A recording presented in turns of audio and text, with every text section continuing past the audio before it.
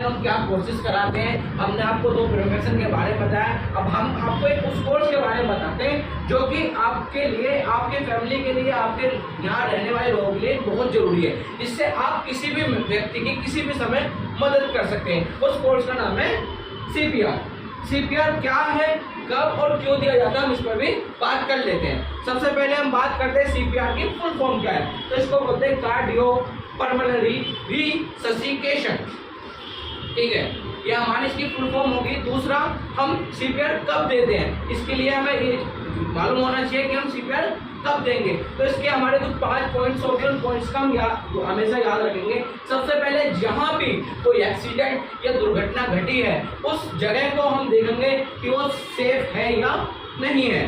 ऐसा हो सकता है कि उसको किसी स्नेक ने या किसी भी कीड़े ने उसको काटा हो जिसकी वजह से वो बेहोश हुआ है। दूसरा, ऐसा भी हो सकता है कि किसी से उसको लेना देना था या किसी से उसकी लड़ाई थी और उस पर वो बदमाश है, उसको वो मार करके चले गए, तो वहां पर वो इंतजार तो नहीं कर रहे कि कौन इसको बचाना है, उसको भी मारे। तो सबसे पहले क्या हमें सीन सेफ्टी कर लेनी है। दूसरा क्या करना है, हम उस बंदे के पास जाकर के उस बंदे को देखना है और उससे रिस्पॉन्स मालूम करना है कि आप ठीक है।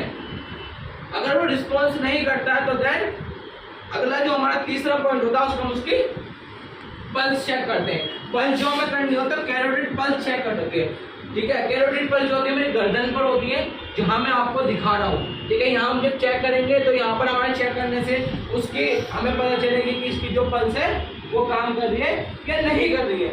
चौथा पॉइंट जो हमारा होता है वो होता है ब्रीथिंग का। अगर वो भी नहीं तो फिर हम उसकी ब्रीथ चेक करेंगे कि जिसकी नोज़ से ब्रीथ आ रही है या नहीं आ रही है।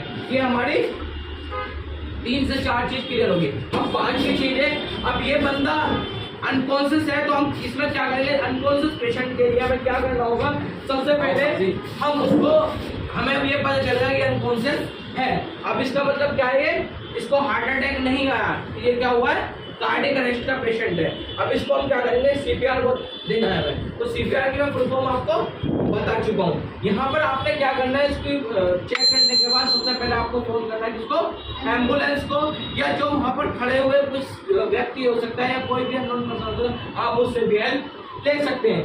आप उससे अगर कोई हेल्प के लिए तो आप एम्बुलेंस को फोन कर दें और एम्बुलेंस वाले से बोलना है कि इस तरह की कंडीशन है, अपना सामान लेकर के आना है। ठीक है, एम्बुलेंस वाला जब तक नहीं आता आपने क्या करना है, उसको CPR प्रोवाइड करना है। CPR कैसे प्रोवाइड करेंगे कि हमें एक बार में उसको 30 बार कंप्रेशन करना है। 1.5 से 2 इंच तक हमें कंप्रेशन करना है। 1.5 से कम नहीं होना चाहिए और 2 से ज़्यादा नहीं होना चाहिए। ये हमें कैसे पता चलेगा कि 1.5 इंच हो रहा है या 2 इंच हो रहा है, इसके लिए हम सबसे पहले जो उसकी मूवमेंट्स है, उसकी स्टर्नम की मूवमेंट्स हम उसको देखेंगे और उसको देखने के बाद हमें ये जाहिर हो जाएगा कि उसकी क्या है। और हमने बताया था कि हमें जो CPR देना है पाम टू पाम देना है। ठीक है, हमने उसकी पोजीशन भी बताई थी कि nipple by nipple, mid by finger हमें देना उसको। ठीक है, बाय शोल्डर। ठीक है, हमें जो है स्टर्नम के और जो हमारे जो आर्म्स हैं और जो हमारे शोल्डर्स हैं उनकी जो मूवमेंट्स है वो क्या रहनी है, स्ट्रेट रहनी है। हमारी जो शोल्डर उसकी